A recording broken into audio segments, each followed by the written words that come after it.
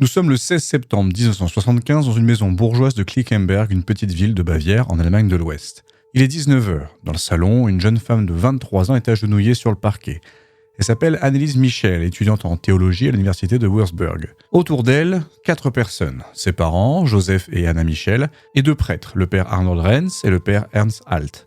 Les prêtres portent des soutanes noirs, ils tiennent des crucifix, et un enregistreur magnétique est posé sur une table basse et enregistre tout. Le père Renz ouvre un livre ancien, le Rituale Romanum de 1614, le manuel officiel des exorcismes de l'Église catholique. Il commence à lire en latin « Exorcizo te immundissime spiritus »« Je t'exorcise, esprit impur ».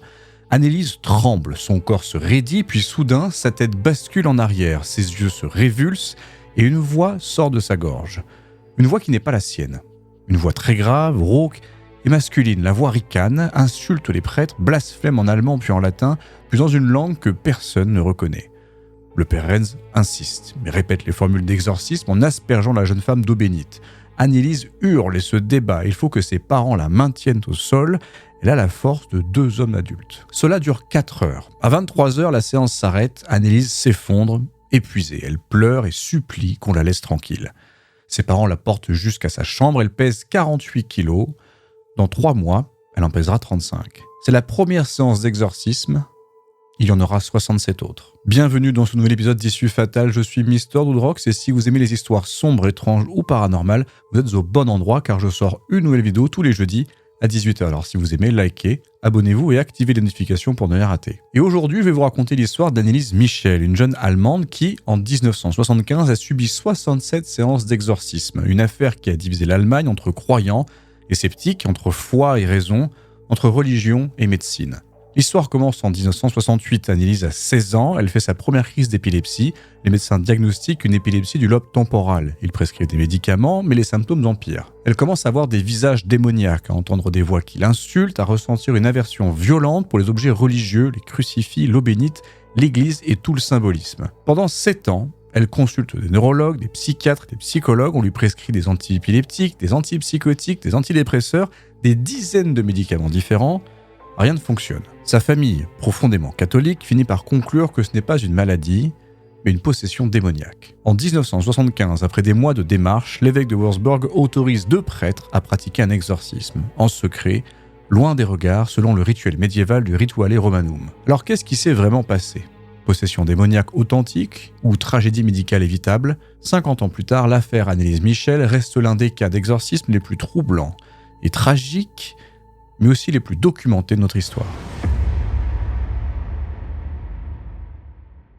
Anna Elisabeth Michel est née le 21 septembre 1952 à Lebelfing, un petit village de Basse-Bavière dans le sud de l'Allemagne. C'est l'Allemagne de l'après-guerre. Le pays se reconstruit, l'économie redémarre lentement mais sûrement, et les familles traditionnelles retrouvent leurs repères. Et pour beaucoup, la religion catholique demeure le pilier central de l'existence. Joseph Michel, le père d'Annelies, est propriétaire d'une scierie prospère. C'est un bourreau de travail.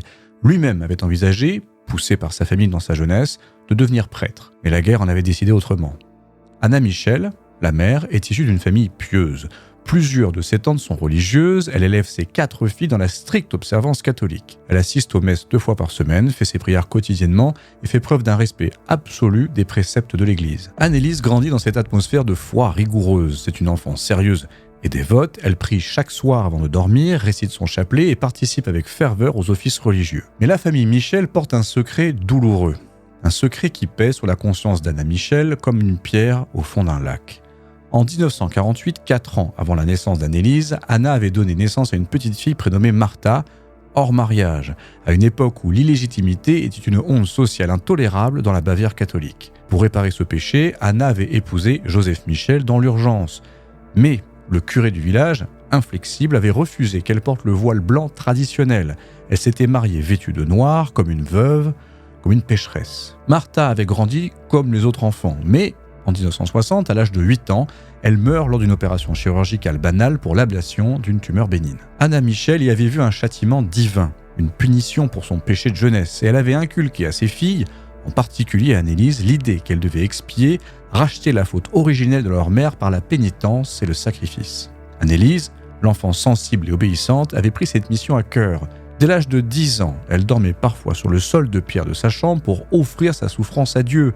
Elle s'infligeait de petites privations, elle refusait des friandises et priait des heures à genoux. Ses professeurs la décrivaient comme une élève brillante, appliquée, mais réservée. Elle avait peu d'amis, elle préférait la solitude et les livres et rêvait de devenir institutrice. Elle voulait enseigner aux enfants et transmettre la foi. En 68, Anneliese entre au lycée. Le 16 septembre 1968, dans la nuit, quelque chose se produit.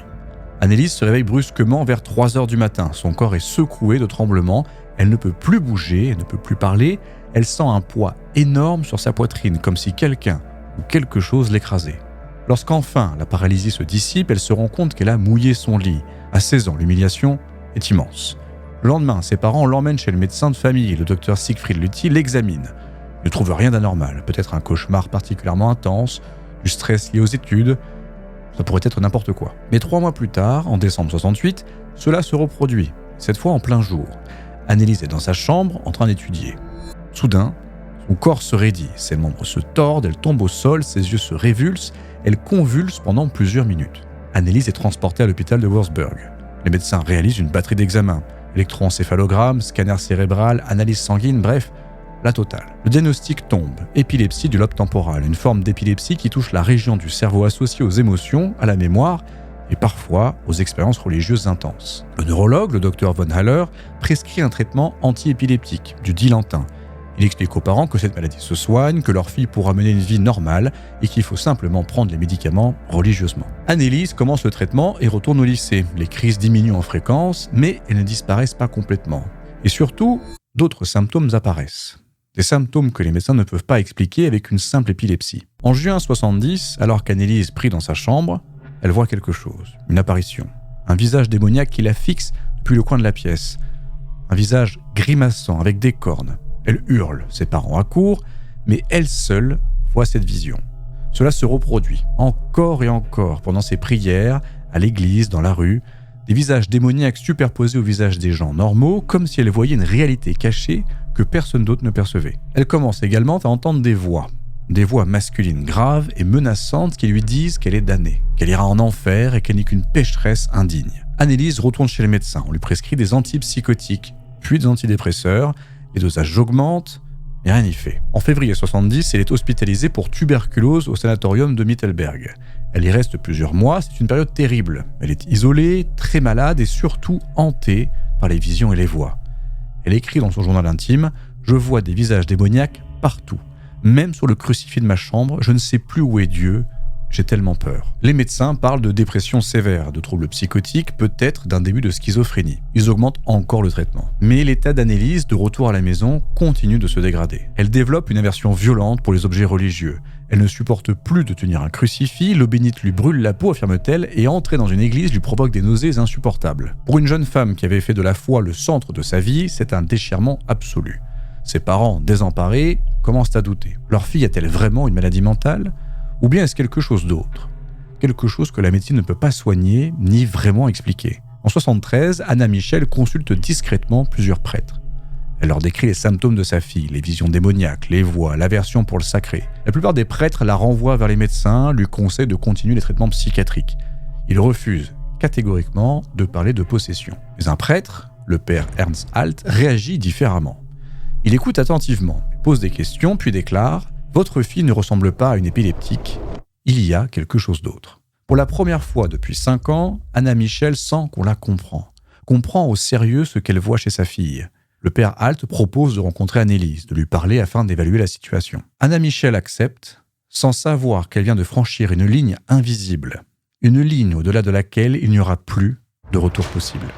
En 1973, Anneliese Michel a 21 ans. Elle étudie à l'université de Würzburg, en Bavière, où elle suit des cours de théologie et partage un appartement avec d'autres étudiantes. De l'extérieur, elle mène une vie normale d'étudiante. Elle assiste aux cours, écoute, prend des notes et prépare ses examens.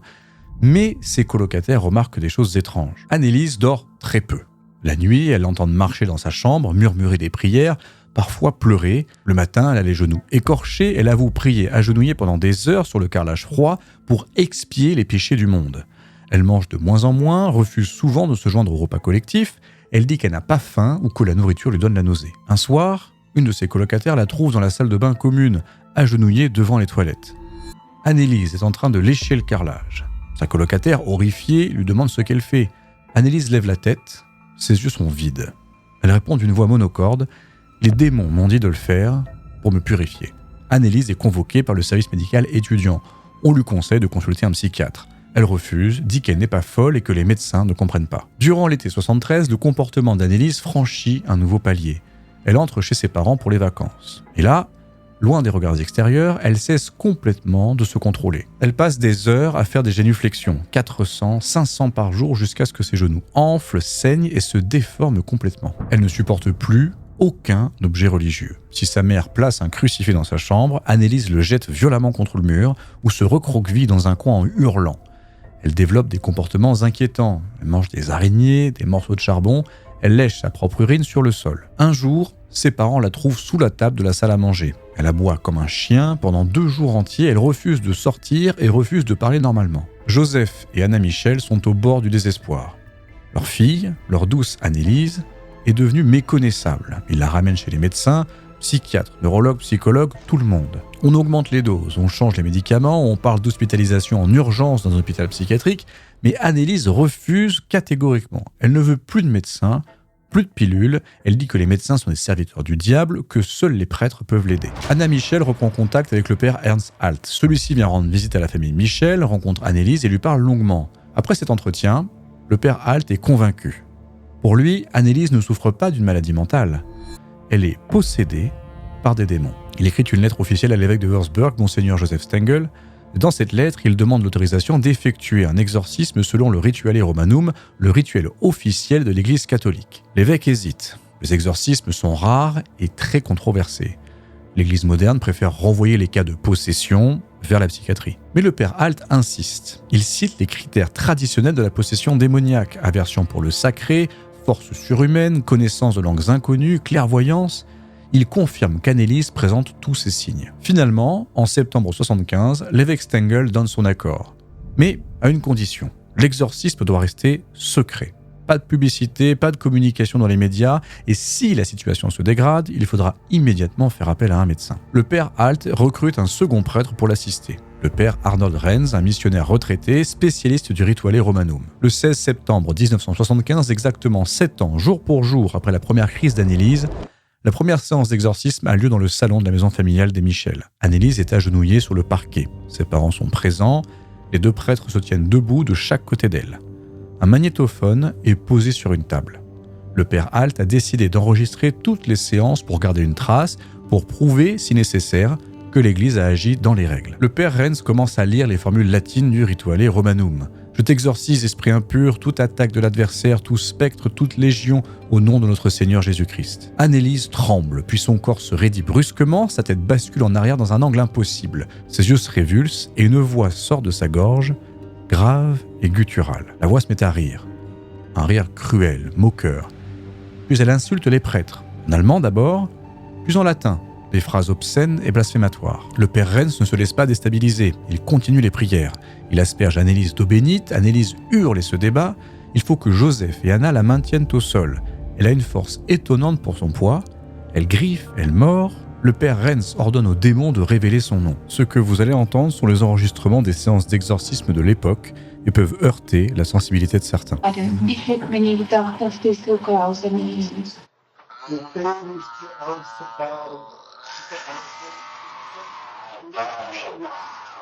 La voix répond « Lucifer, je suis Lucifer ».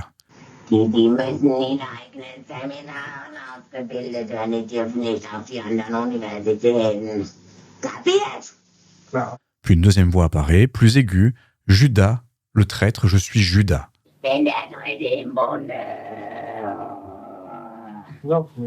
Puis une troisième « Néron, l'empereur de Rome, je brûle les chrétiens ».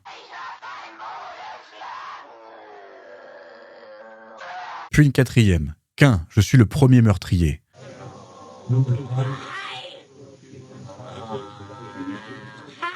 Puis une cinquième « Adolf Hitler, je suis de retour ». Et enfin une sixième voix que personne ne parvient à identifier. Une voix terrifiante, inhumaine, qui ne fait que ricaner et blasphémer.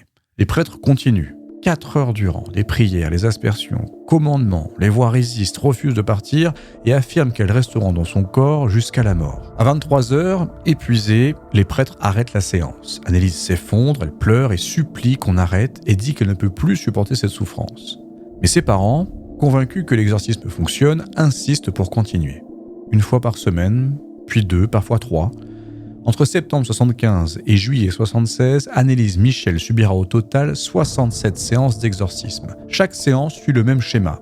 Des prières en latin, des aspersions d'eau bénite, puis des commandements aux démons de révéler leur nom et de quitter le corps. Et chaque fois, les voix reviennent. Lucifer, Judas, Néron, Cain, Hitler et la 6e voix inconnue. Les enregistrements audio capturent tout. Les hurlements d'Anneliese, les voix graves multiples qui sortent de sa gorge, les prières des prêtres, les pleurs de ses parents. 42 heures d'enregistrement, aujourd'hui conservées dans les archives judiciaires allemandes, accessibles au public. Si vous écoutez bien, il est probable d'entendre 6 voix distinctes. Pour certains, c'est la preuve d'une possession authentique et non la preuve d'une maladie psychiatrique. D'autres, en revanche, y entendent une jeune femme en détresse psychologique profonde, capable, comme de nombreux patients psychiatriques, de produire plusieurs personnalités vocales, un phénomène bien documenté en psychologie. Mais à Klinkenberg, en 1975, personne ne parle vraiment de psychiatrie. On parle surtout de démons, de combats spirituels et de sacrifices rédempteurs. Anneliese elle-même est convaincue qu'elle doit souffrir, que Dieu lui a donné cette mission, expier les péchés de la jeunesse moderne, racheter les prêtres apostats qui ont trahi l'Église traditionnelle après le Concile Vatican II. Elle écrit au père Alt « Je veux souffrir pour les autres, je suis prête à donner ma vie si cela peut sauver des âmes ». Et progressivement, Anneliese cesse de manger. Non pas parce qu'elle a perdu l'appétit, mais parce qu'elle considère le jeûne comme une pénitence nécessaire, une offrande à Dieu. Ses parents voient sa maigreur croissante, ses côtes qui saillent, ses pommettes qui se creusent, mais les prêtres les rassurent. C'est normal.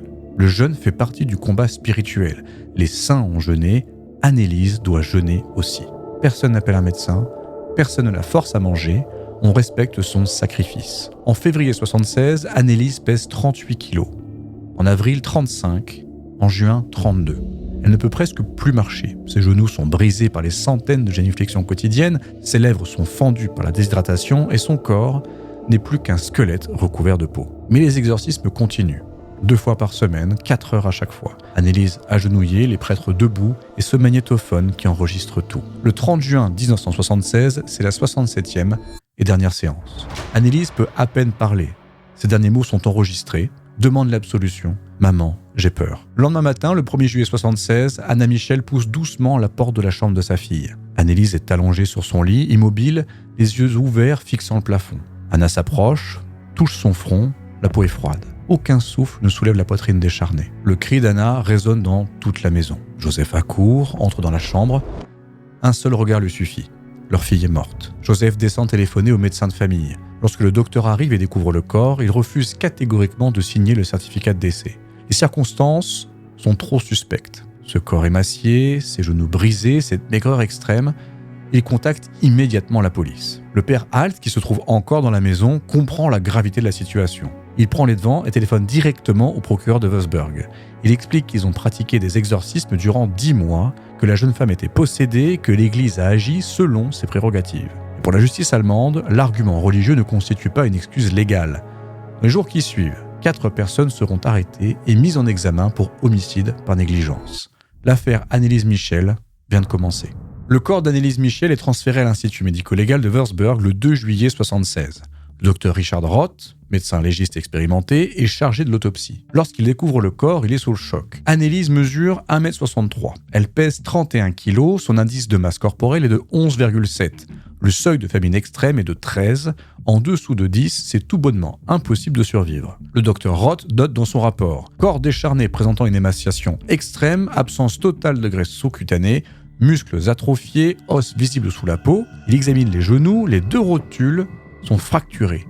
Et pas d'un seul coup, mais par des micro-traumatismes répétés, comme si la personne s'était agenouillée des milliers de fois sur une surface dure, ce qui était son cas. Les articulations des genoux présentent des lésions sévères et des ligaments déchirés. Le docteur Roth estime qu'Anneliese devait souffrir atrocement chaque fois qu'elle pliait les jambes. Il examine ensuite le visage. Les lèvres sont fendues profondément. La déshydratation est évidente, les yeux sont enfoncés dans leurs orbites, la peau du visage est extrêmement tendue, les mains et les avant-bras portent des ecchymoses multiples, certaines récentes, d'autres anciennes, déjà en phase de cicatrisation, comme si elle avait été maintenue de force à plusieurs reprises. Le thorax présente des côtes saillantes, le sternum est proéminent, les poumons montrent des signes de pneumonie bilatérale, une infection que son système immunitaire affaibli n'a pas pu combattre. L'estomac est vide, complètement vide. Aucune trace de nourriture digérée, l'intestin est atrophié, le foie est rétréci, les reins montrent des signes d'insuffisance rénale. Le docteur Roth conclut « Décès par émaciation avancée résultant d'une malnutrition et d'une déshydratation sévère.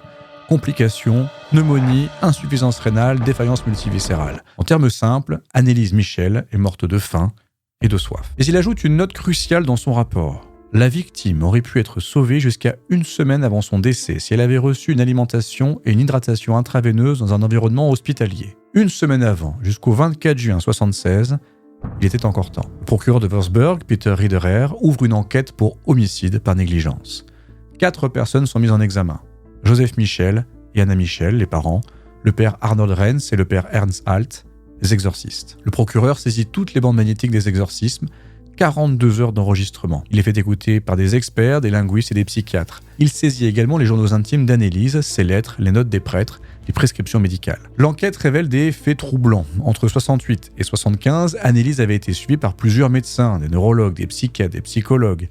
On lui avait diagnostiqué une épilepsie du lobe temporal, puis une dépression sévère, puis des troubles psychotiques. On lui avait prescrit des médicaments, du Dilanti pour l'épilepsie, de l'Aldol, un antipsychotique, et du Tofranil, un antidépresseur. Mais en septembre 1975, dès le début des exorcismes, Annelise avait arrêté tous ses médicaments sur les conseils du père Alt qui lui avait dit que les médicaments étaient inutiles et que seule la prière pouvait la guérir. Ses parents, convaincus par le prêtre et par le constat que tous ces traitements n'avaient eu aucun effet positif ou amélioratif, n'avaient pas insisté.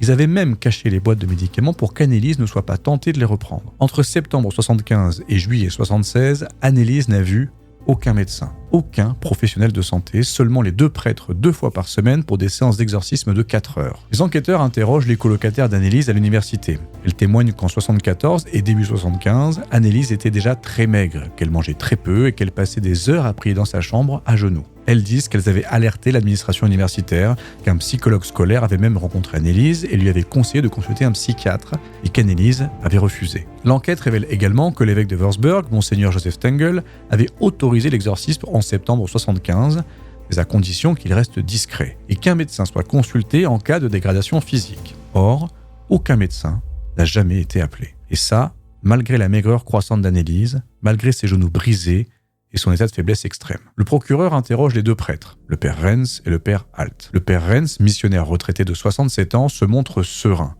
Il explique qu'il a suivi le Rituale Romanum à la lettre, que l'Église catholique reconnaît l'existence de la possession démoniaque et que son rôle était de libérer Annelise des démons qui l'habitaient. Il affirme qu'Annelise était réellement possédée, qu'elle parlait avec 6 voix différentes, que ces voix connaissaient des choses qu'elle ne pouvait pas savoir et que c'était bien une preuve de possession authentique. Le père Alt, plus jeune, 49 ans, est plus défensif. Il reconnaît qu'Annelise avait été suivie par des médecins, mais il affirme que les traitements médicaux avaient échoué et que l'exorcisme était la seule solution. Il dit qu'Annelise elle-même avait demandé l'exorcisme, qu'elle voulait être libérée, que c'était sa volonté. Le procureur lui demande « Mais vous avez vu qu'elle maigrissait, que son état physique se dégradait. Pourquoi n'avez-vous pas appelé un médecin ?» Le père Alt répond « Elle refusait de manger, elle disait que c'était son sacrifice, nous ne pouvions pas la forcer, c'était son choix. » Le procureur insiste, mais elle était manifestement incapable de prendre des décisions rationnelles. Elle était malade, vous aviez une responsabilité de protection. Le père Alt baisse les yeux et ne répond pas. Joseph et Anna Michel sont également interrogés. Tous les 2 sont effondrés. Ils ont perdu leur fille et sont accusés de l'avoir tuée. Anna pleure durant tout l'interrogatoire, elle dit qu'elle a vu sa fille souffrir pendant 8 ans, qu'elle a tout essayé. Les médecins, les psychiatres, les médicaments et que rien, absolument rien, ne fonctionnait. Elle insiste sur le fait que les prêtres leur avaient dit qu'Annelise était possédée et que la seule solution c'était de l'exorciser et qu'elle-même demandait ses séances. Joseph, plus stoïque, explique qu'il a fait confiance aux prêtres, que l'Église catholique est une autorité spirituelle et que si les prêtres disaient que c'était nécessaire, alors c'était nécessaire. Le procureur leur demande « Mais vous avez vu votre fille mourir de faim. Pourquoi ne l'avez-vous pas emmenée à l'hôpital ?» Joseph répond « Nous pensions que les exorcismes fonctionnaient, que les démons allaient partir et que tout allait s'arranger. » Anna ajoute en sanglotant « Elle disait que c'était son choix, qu'elle voulait souffrir pour les autres. Comment pouvions-nous lui refuser ça ?» Le procureur reste silencieux un moment, puis il dit « Vous êtes ses parents, vous aviez le devoir de la protéger, même contre elle-même. » L'enquête dure plusieurs mois. Le dossier s'épaissit, témoignages, expertise médicale, analyse des enregistrements audio, rapport psychiatrique. En novembre 1977, le procureur décide de renvoyer les 4 accusés devant le tribunal. Chef d'accusation, homicide par négligence. Le procès est fixé au 30 mars 1978. Il se tiendra au tribunal de grande instance d'Aschaffenburg, en Bavière. Ce sera l'un des procès les plus médiatisés de l'Allemagne de l'après-guerre. Un procès qui va poser une question fondamentale: jusqu'où va la liberté religieuse et où commence la responsabilité pénale? Le 30 mars 1978, à 9h du matin, le procès s'ouvre au tribunal d'Aschaffenburg. La salle d'audience est bondée. Les journalistes, photographes, caméras de télévision et des centaines de passants attendent à l'extérieur le résultat du verdict. Sur le banc des accusés, Joseph et Anna Michel, le père Arnold Renz et le père Ernst Alt. Le juge Hans Grave préside. Il expose les faits, la mort, l'autopsie, l'accusation, homicide par négligence. Le procureur, Dr Karl Stenger, projette des photographies d'Anneliese. Avant, une jeune femme souriante, en bonne santé. Pendant, Anneliese agenouillée, le visage déformé par la douleur, son corps squelettique, et après, un cadavre de tout juste 31 kilos. La salle d'audience est sous le choc. Le procureur appelle ses témoins experts. 3 médecins vont se succéder. Le professeur Wilhelm Wetzel, neurologue, explique qu'Anneliese souffrait d'épilepsie du lobe temporal et de psychose, une maladie mentale grave, mais traitable, avec des antiépileptiques, des antipsychotiques, une hospitalisation, elle aurait pu mener une vie normale. Le professeur Heinz Leckler, psychiatre, a écouté les 42 heures d'enregistrement. Il explique que les voix multiples sont un symptôme psychiatrique bien documenté, des troubles dissociatifs, mais pas de possession. Les exorcismes ont aggravé son état. Plus on l'a traitée comme une possédée, plus elle se comportait comme telle. Le docteur Richard Roth, médecin légiste, confirme qu'Anneliese est morte de malnutrition et de déshydratation. Une agonie lente de 6 mois et qu'elle aurait pu être sauvée jusqu'à 1 semaine avant sa mort. Puis le procureur diffuse des extraits des enregistrements audio. La salle écoute dans un silence pesant. On entend la voix d'Anneliese, chevrotante, faible, puis soudain, une voix grave qui hurle. « Ich bin Lucifer » « Je suis Lucifer », puis une autre voix, « Judas, der Verräter » « Judas, le traître », puis des grognements, des aboiements, des pleurs en boucle, puis Anneliese qui supplie « S'il vous plaît, arrêtez, je ne peux plus ». Mais les prières et l'exorcisme continuent pendant 4 heures. Plusieurs personnes dans la salle pleurent et certains journalistes partent bouleversés. Le procureur conclut. Les 4 accusés ont privilégié leur croyance au détriment de la vie d'Anneliese. Ils ont vu qu'elle mourait, mais ils n'ont rien fait et cette négligence l'a tuée. Puis, c'est au tour de la défense. Les avocats ne nient pas qu'Anneliese est morte de malnutrition.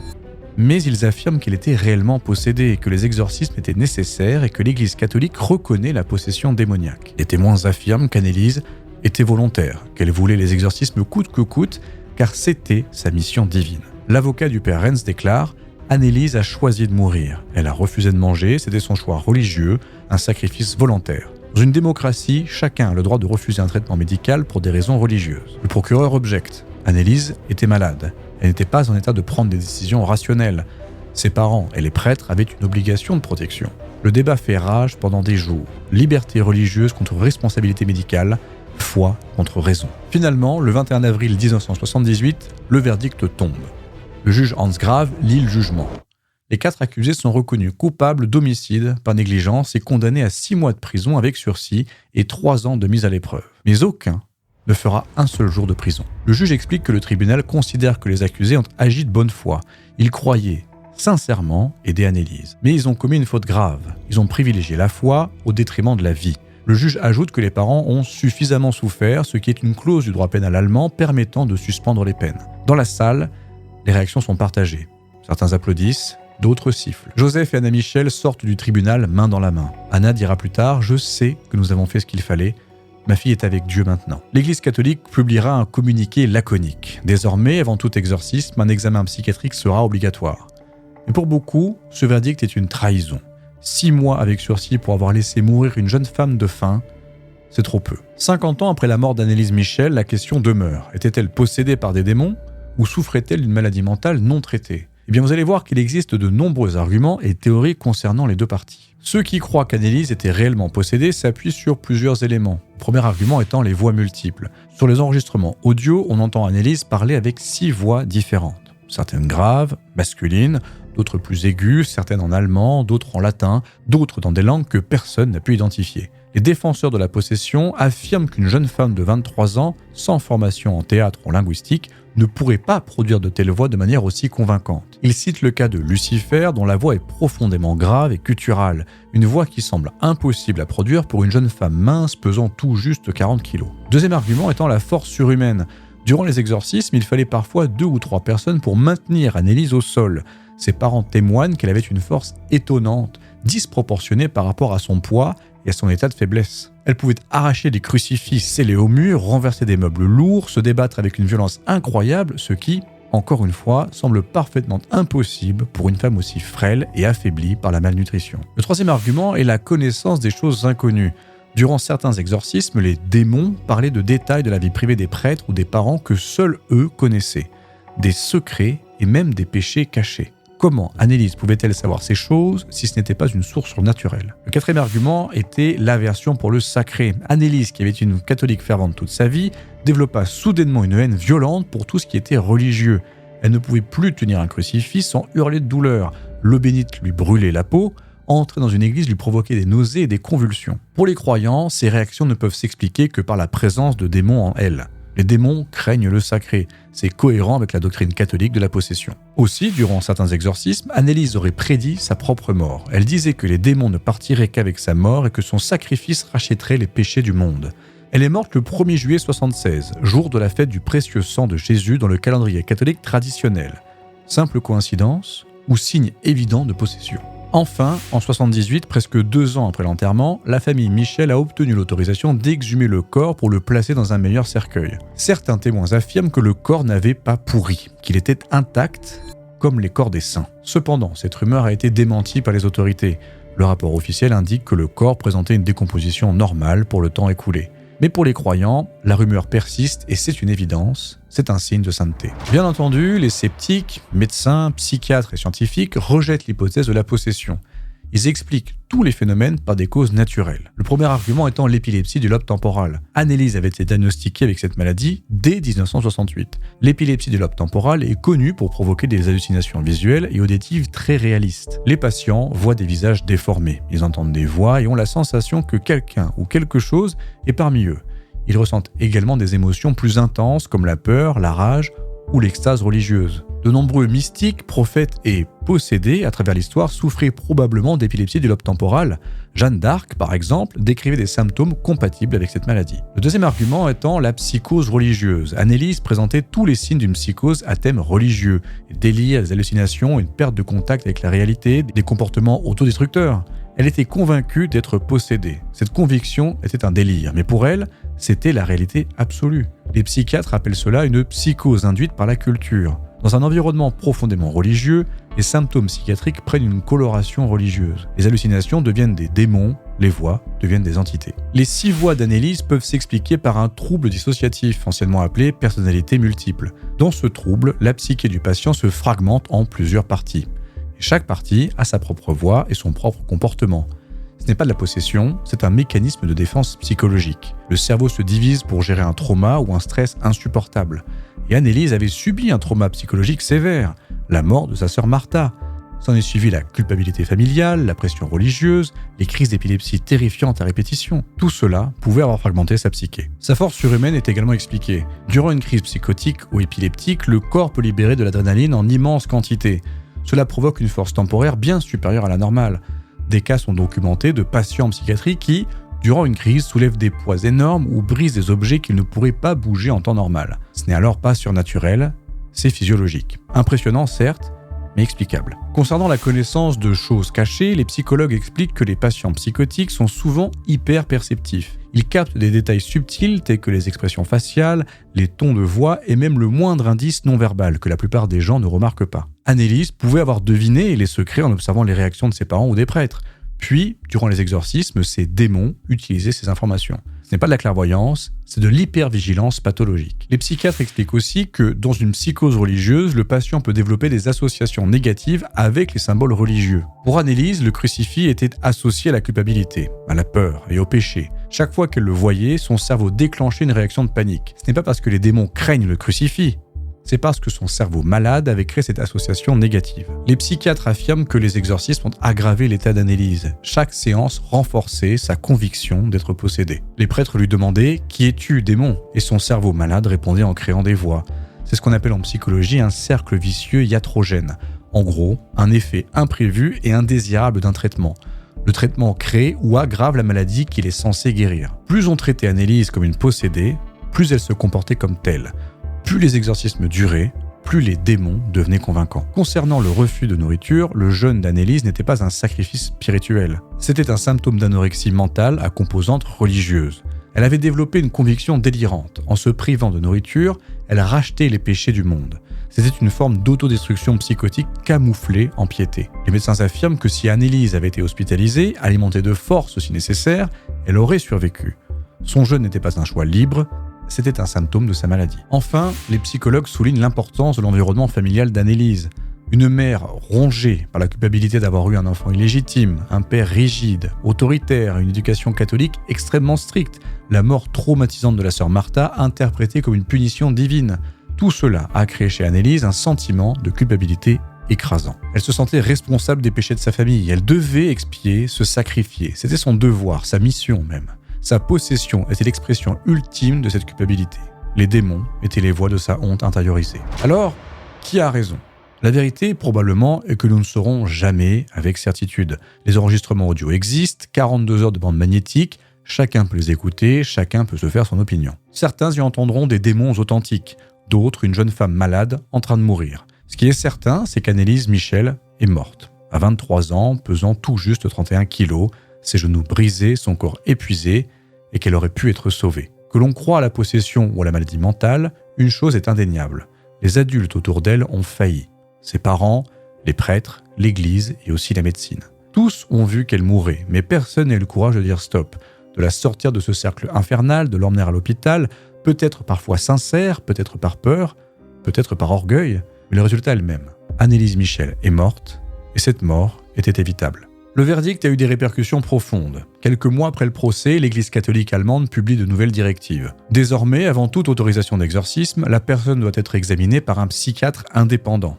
Si une maladie mentale est identifiée, l'exorcisme est refusé. Durant tout exorcisme autorisé, un médecin doit être présent.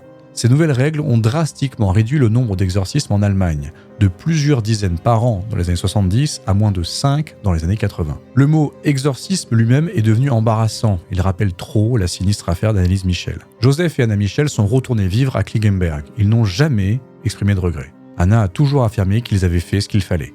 Joseph est décédé en 1999, Anna en 2014 à 93 ans. Jusqu'à la fin, elle visitait la tombe de sa fille tous les jours. En 2010, un journaliste se demande si elle regrette quelque chose. Elle répond « Non. Ma fille est une sainte, elle a sauvé des âmes et je suis fier d'elle. » Le père Ernst Halt est parti en mission en Afrique. Il est décédé en 2000 sans jamais donner d'interview. Le père Arnold Renz est resté en Allemagne. En 2005, il déclare « Annelise était possédée. J'en suis convaincu, je ne regrette rien. » Il meurt en 2009, à 98 ans. La tombe d'Annelise à Klingenberg est devenue un lieu de pèlerinage. Chaque année, des milliers de visiteurs viennent du monde entier. Certains sont des catholiques traditionnalistes qui la considèrent comme une martyre, d'autres sont des curieux, des amateurs de paranormal et d'événements étranges. La tombe est simple. Une pierre en granit gris, une croix. Anna Elisabeth Michel, 21 septembre 52, 1er juillet 76, rue Frieden. Mais autour, des centaines d'objets, photos, rosaires, messages manuscrits. Un message dit « Annelise, prie pour nous, tu as souffert pour nous ». Un autre « Tu aurais dû être sauvée, pardonne-nous ». Des signes évidents d'une opinion populaire divisée. L'affaire a inspiré plusieurs films que vous connaissez probablement. En 2005, L'exorcisme d'Emily Rose transpose l'histoire aux États-Unis. Le film rapporte 140 millions de dollars, il relance l'intérêt pour l'affaire réelle. En 2006, le film allemand Requiem propose une version plus sobre, plus proche de la réalité. Il montre simplement une jeune femme qui meurt, abandonnée par ceux qui auraient dû la protéger. Les enregistrements audio des exorcismes circulent sur Internet, 42 heures accessibles à tous. Certains sites les présentent comme la preuve de l'existence des démons, d'autres comme le témoignage tragique d'une jeune femme malade. L'affaire Annelise Michel ne cesse de fasciner, mais elle pose des questions universelles sur la foi, sur la raison, sur les limites de la liberté religieuse. Et surtout, elle rappelle une vérité inconfortable. Même aujourd'hui, en 2026, des personnes meurent parce qu'on privilégie la croyance sur les faits, mais aussi que, parfois, la médecine atteint ses limites. Annelise Michel n'était pas la première dans ce cas, et ne sera sûrement pas la dernière. Aujourd'hui, en 2026, 50 ans après sa mort, Annelise Michel demeure une figure qui divise. Pour certains croyants, elle est une martyre, une jeune femme qui a sacrifié sa vie pour acheter les péchés du monde moderne. Ils écoutent les enregistrements audio et entendent la preuve d'une lutte authentique contre les forces démoniaques. Ils visitent sa tombe à Klingenberg et prient pour qu'elle intercède en leur faveur. Pour d'autres, Annelise reste avant tout une victime, une adolescente qui souffrait d'épilepsie et de troubles psychiatriques sévères, une jeune femme que la médecine moderne aurait pu sauver, mais qui a été abandonnée par ceux qui auraient dû la protéger, qui est morte parce qu'on a préféré les prières aux médicaments. Les deux camps ne se sont jamais réconciliés, ils ne le seront probablement jamais. Et peut-être est-ce là le véritable héritage de cette affaire, nous rappeler que certaines questions n'ont pas de réponse simple. Mais au-delà du débat théologique et médical, il y a une réalité indéniable. Annelise Michel avait 16 ans lorsqu'elle avait fait sa première crise d'épilepsie. Elle rêvait de devenir institutrice, d'enseigner aux enfants, de fonder une famille, de vivre une vie normale. Pendant 7 ans, elle a consulté des dizaines de médecins, a avalé des centaines de pilules, a passé des mois dans des hôpitaux. Les hallucinations persistaient, les voix ne se taisaient jamais, l'aversion pour tout ce qu'elle avait aimé, la religion, l'Église, Dieu, grandissait chaque jour. Puis sont venus les exorcismes, 67 séances réparties sur 10 mois, 4 heures à genoux sur le sol dur, aspergée d'eau bénite comme une damnée, sommée de révéler le nom des démons. Était maintenue de force lorsqu'elle se débattait, enregistrée dans chacune de ses souffrances. Elle a progressivement cessé de manger. Non par un choix libre et éclairé, mais parce que son esprit malade lui murmurait que c'était son devoir, sa mission divine, le prix à payer pour sauver les âmes égarées. Et personne n'a eu le courage de dire non. Stop, ça suffit, on t'emmène à l'hôpital, on te sauve la vie. Ses parents l'ont regardé dépérir, jour après jour, semaine après semaine. Ils croyaient que les prêtres avaient raison, que leur fille devait traverser cette épreuve pour être libérée. Les prêtres ont enregistré ces derniers mots « Bitte um Absolution, Mutter, ich habe Angst » « Demande l'absolution, maman, j'ai peur ». Mais ils n'ont pas appelé de médecin. Ils croyaient que les démons devaient partir avant que le corps puisse guérir. Le 1er juillet 1976, à 8h du matin, Annelise Michel est morte dans son lit. Elle pesait 31 kilos. Elle est morte de faim, de soif, d'épuisement, et jusqu'au dernier moment, elle a cru qu'elle accomplissait la volonté de Dieu. Voilà la vraie tragédie de cette affaire. Ce n'est pas le débat entre possession démoniaque et maladie mentale.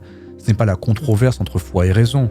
C'est qu'une jeune femme de 23 ans est morte alors qu'elle aurait pu être sauvée. Si ses parents avaient eu le courage de défier les prêtres, si les prêtres avaient eu l'humilité de reconnaître leurs limites, si l'Église avait eu la sagesse de privilégier la vie sur la doctrine. 50 ans plus tard, nous pouvons au moins offrir ceci à sa mémoire. Ne pas oublier. Ne pas répéter les mêmes erreurs, ne plus laisser la croyance l'emporter sur le soin, la foi sur la compassion. Car pour Annelise Michel, il n'y a pas eu d'issue heureuse, il n'y a pas eu de miracle, il n'y a pas eu de libération. Pour Annelise Michel, ces séances d'exorcisme n'auront été que son issue fatale. Ainsi s'achève ce nouvel épisode d'Issue Fatale, j'espère qu'il vous aura plu. Si vous n'oubliez pas de liker, de vous abonner, de partager la vidéo autour de vous, ça m'aide énormément. Envie de rester en contact, vous avez tous mes réseaux, les liens sont dans la description. Je vous retrouve la semaine prochaine, même heure, d'ici là, portez-vous bien. Ah, et si jamais votre voisin se met à vous insulter en latin, appelez un médecin.